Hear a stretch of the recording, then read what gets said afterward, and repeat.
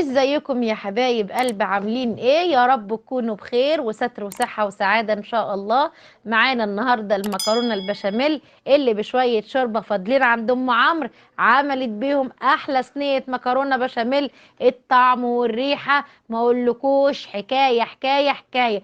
يلا تعالوا نشوف المكرونة الحلوة الجميلة اللي بشوية شوربة.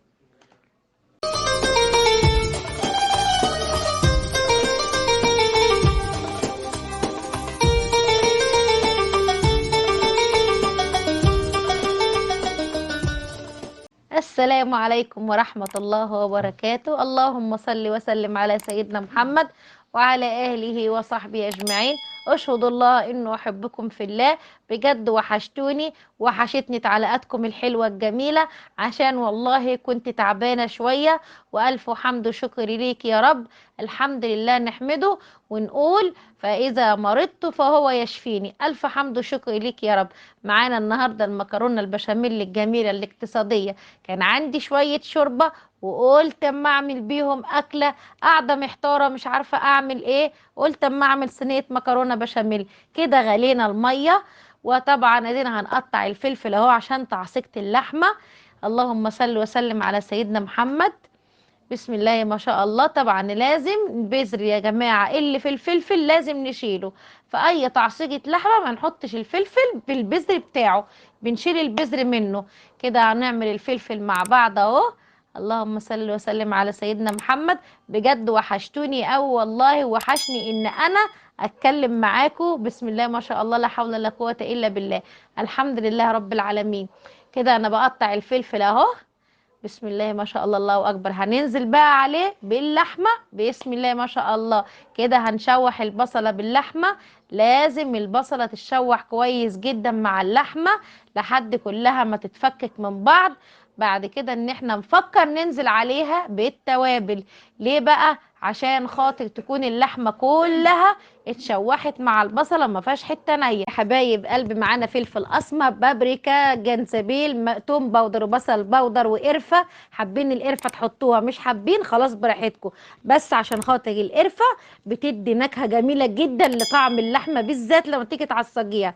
كده هنشوح كل الكلام الجميل ده كله مع بعضه لحد التوابل كلها ما تتشرب من بعض. طبعا لازم نغطي اللحمه يا جماعه، ننزل عليها بالفلفل اللي قطعناه.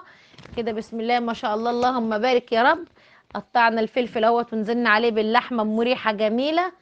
بسم الله ما شاء الله، اللهم بارك. لا حول ولا قوه الا بالله. اللهم صل وسلم على سيدنا محمد. اوعي تنسي يا جماعه، اللحمه بعد ما بنعصجها لازم نغطيها عشان بتفضل ريحه اللحمه والتوابل محتفظه بيها. كده الميه غلت واللي حطينا فيها ملح. ملح بس يا جماعه، المكرونه البشاميل ما بيتحطلهاش غير ملح بس. كده هنقلبها اهو، ما بناخدش غير يا غلوه غلوتين كتير قوي، عشان ما تبقاش لا نيه قوي ولا مستويه قوي. اللهم صل وسلم على سيدنا محمد. شجعوني بقى بتعليقاتكم الحلوه الجميله اللي وحشتني. كده يا حبايب قلبي انا هحط 8 معالق دقيق عشان انا عامله كيلو مكرونه.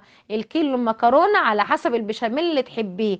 بتحبي البشاميل خفيف بتحطي 8 معالق، بتحبيه تقيل تحطي 10 معالق على الكيلو. بسم الله ما شاء الله، لا حول ولا قوة إلا بالله. هنا المكون الحلو الجميل بقى اللي هيخلي لي ريحة المكرونة في حتة تانية هو البشاميل. كده أنا حطيت إيه 8 معالق دقيق وحطيت عليه كيس البشاميل. الشوربة هنا أنا بس يا دوبة دفتها على النار عشان لما أجي أنزل عليها بالدقيق ما تكتلش مني. وحطيت عليها معلقتين سمنة. اللهم صل وسلم على سيدنا محمد. كده بصوا الشوربة باردة خالص. هنزل عليها بقى اهو بالدقيق، برضو الشوربه تبقى بارده عشان لما اجي اعمل البشاميل مع الشوربه ما تكتلش مني.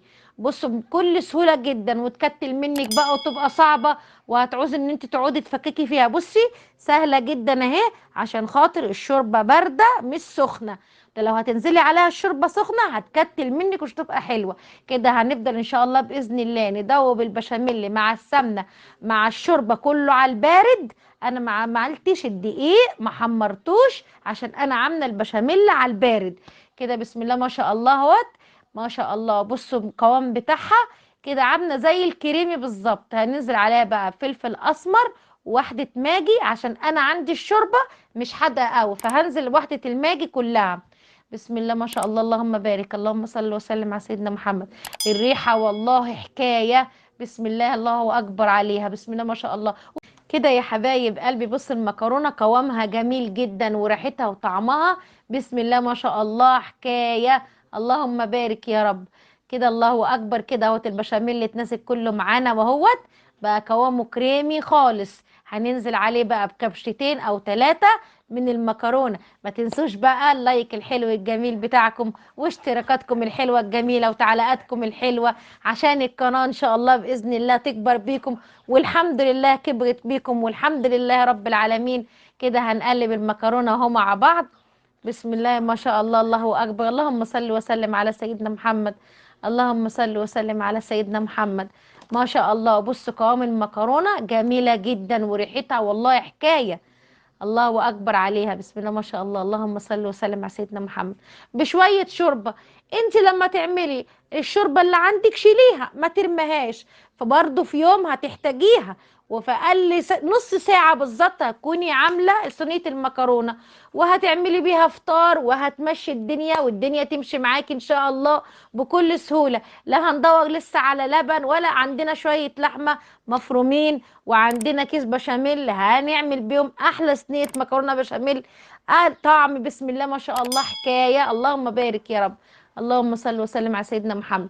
كده هنساوي المكرونه مع بعض اهو، والله ريحتها يا جماعه تحفه تحفه والله العظيم، ريحتها ما شاء الله عليها. ان شاء الله باذن الله بقى هننزل بقى عليها باللحمه، اللهم بارك يا رب، اللهم صل وسلم على سيدنا محمد، اللهم صل وسلم على سيدنا محمد.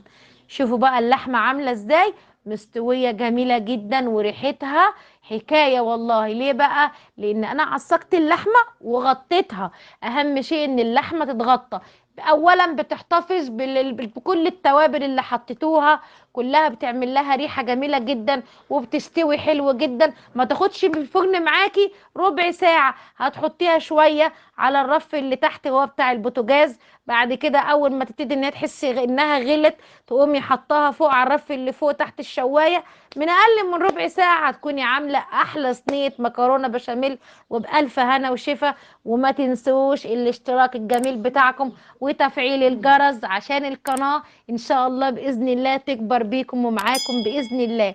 كده نزلنا عليه بالكميه اهو التانيه، بص ما شاء الله كبشتين البشاميل اللي انا حطيتهم ما شاء الله مخلين المكرونه عامله ازاي، ما شاء الله الله اكبر جميله. واوعوا يا جماعه تعملوا المكرونه البشاميل تسلقوها وتحطوا لها زيت، اللهم صل وسلم على سيدنا محمد. عارفين ليه بقى احنا ما بنحطش زيت؟ عشان خاطر لما نيجي نحط عليها البشاميل، البشاميل اللي تمسك في المكرونه، ما تبقاش تبقى ايه البشاميل في ناحيه والمكرونه في ناحيه، لا تبقى المكرونه لازقه في البشاميل عشان احنا ما سلقناهاش بزيت.